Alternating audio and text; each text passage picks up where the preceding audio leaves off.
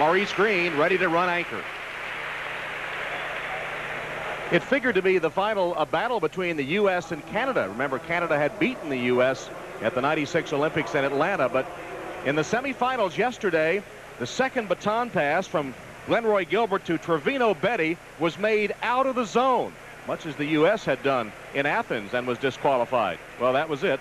Canada was out, disqualified for passing the baton out of the zone. The disappointment evident on the face of Glenroy Gilbert. Meanwhile, the U.S. safely made it into the final. And here they are with Maurice Greene ready to run the anchor leg. Leading off will be the self-proclaimed clown prince of track and field, John Drummond. And as we were watching him just a few minutes ago, he lived up to his nickname. Well, hello. John smoked Donovan Bailey out of the blocks in the semifinal yesterday. Yeah, he sure did, Tom. And George Williams, who's the head coach here for the U.S. team, says that no one right now has the reaction time out of the blocks or can manage that first curve like John Drummond. Drummond promised us earlier this week that he will run 9.9 out of the blocks in this relay tonight. Second round for the U.S., Tim Montgomery. I don't think Tim Montgomery is as calm as John Drummond. He not only has the legacy of the U.S. history in this event, but he was involved in the drop stick the last time at the World Championship, so he's got to block both of these things out of his mind. He told me earlier in the week he was at home for a month preparing for this meet to do his best instead of racing in Europe. Third leg Brian Lewis was also involved in that botched out of the zone handoff in Athens. But they were in the reversed order in Athens. Lewis so led off a little differently. And of course Maurice Greene. Well, Tom, Maurice Greene has been waiting for this moment. He was telling me earlier this week about a trip on a hovercraft from Malmo, Sweden over to Copenhagen, Denmark. And he said the British runner, the anchor as a matter of fact, Dwayne Chambers, told Maurice that he hopes that the United States will get the stick around because he wants to roll him up like a Philly cigar. And the United Chambers trash talking into whether it's and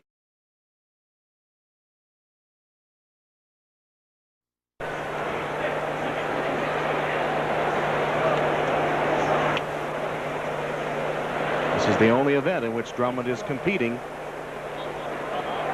And Maurice Greene awaits the stick for the anchor.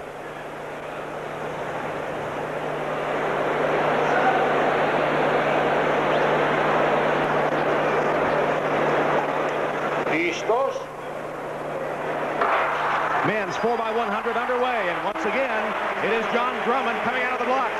Drummond moving well in the first leg. Here's the handoff to Tim Montgomery, and the U.S. has the lead. Montgomery now down the backstretch, and Montgomery's running well. Brian Lewis will run the third leg for the United States. Here's the handoff to Lewis. And Lewis running the curve. The U.S. is in front. Maurice Greene, the world's fastest man, awaits the baton for the anchor. Here's the handoff.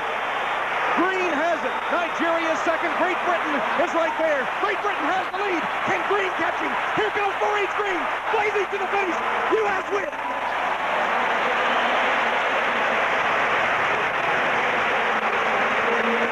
And it couldn't have played out any more dramatic than it did, Tom. Great Britain and the United States neck and neck with 100 meters to go, and Maurice Greene able to cash in on exactly what he said he would do.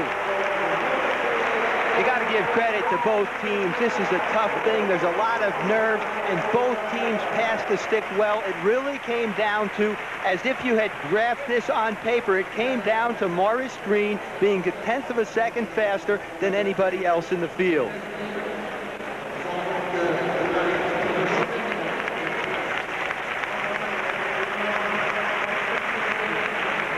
It was an electric finish. Dwayne Chambers of Great Britain, Maurice Greene of the United States.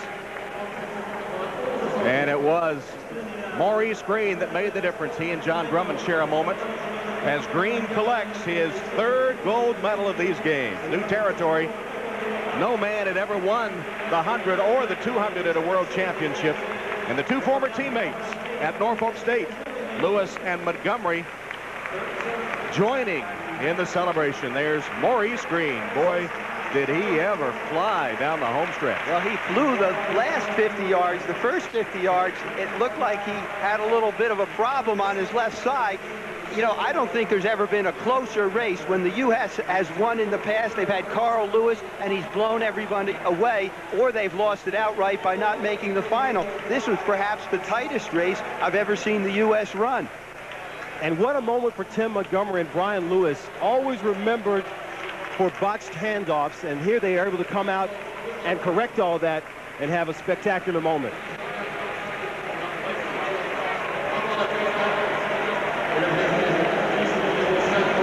Well, it may really be the camera angle, but there's no question that Maurice Greene had a battle on his hands, but then in the space of 4 strides, he just opened it up because he slows down less at the end than anyone else. There in lane 5, John Drummond taking it out of the blocks, and he promised a 9.9, and we don't have a clock on him, but he was fast. And there's the key, really a conservative handoff, but the most important thing is Tim Montgomery got the stick, and he's able then to get back to max speed and pass that baton off to Brian Lewis. That was a better exchange. Brian Lewis then running the curve. Look at Great Britain on the right of your screen in the blue and white. They're behind, but then at this exchange, Maurice Greene gets the stick neck and neck with Dwayne Chambers. And right here, Maurice Greene has a surge that is unbelievable. Chambers not able to hold on, and the U.S. gets the victory.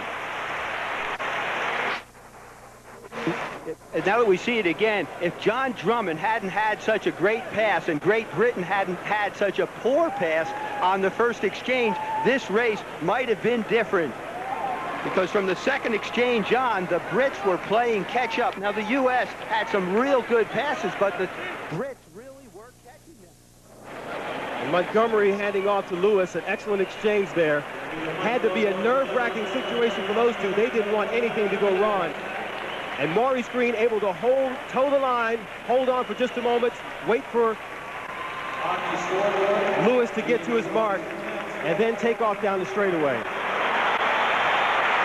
Well, one of the things that happened is the Great Britain runner getting the final stick had to cut back just a little bit, and he switched hands once he got the baton, and then he's trying to catch Maurice from behind. Maurice Greene from behind. You can't do it. Well, Maurice Greene went to afterburner just before the wire, and the U.S. 4x100 title returns to the United States after an absence of several years. Celebration with the Stars and Stripes, and the winning U.S. team is with Jim Gray. All right, thank you very much, Tom. Maurice, you had your hands full there as you were running down the stretch. Did you feel as though Chambers may be able to leg you out? No, I knew I was very confident in my top end speed. I know I'm faster than him, so I really wasn't worried about it. I was just thinking about bringing a gold medal back to the United States since it's been a long time. Now, you got off to a real good start over there, John Drummond. You kind of led things off and put your team in position.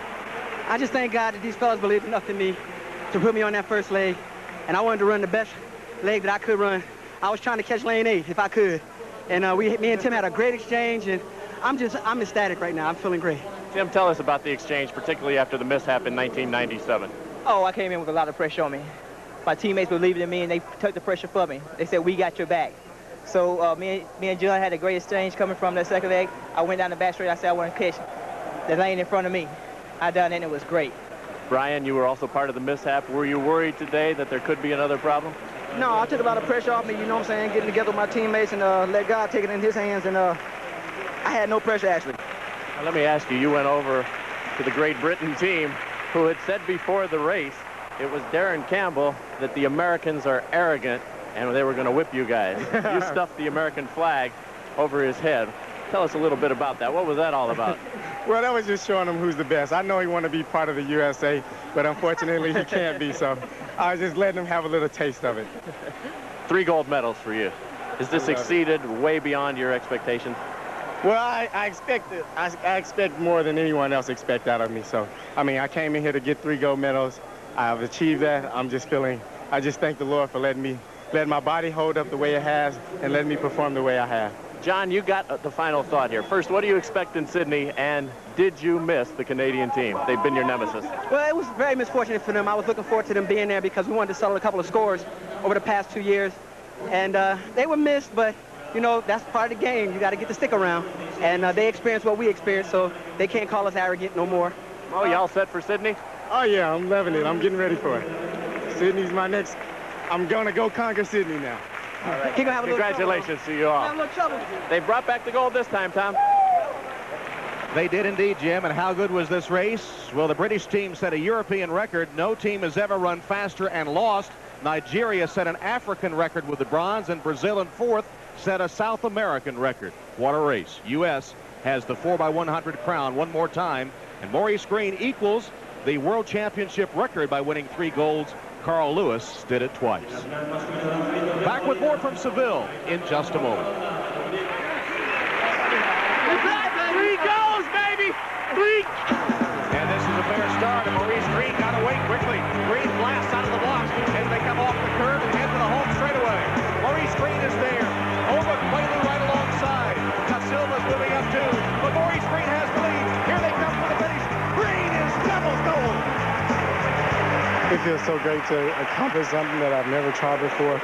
It's been a very long week. We've been doing a lot of running, taking our bodies places it has never gone before.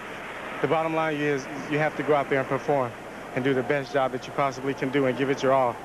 And that's what I've done. All that remained in Greene's quest for an unprecedented triple, one final great performance, this time as anchor of the U.S. 4x100 relay team.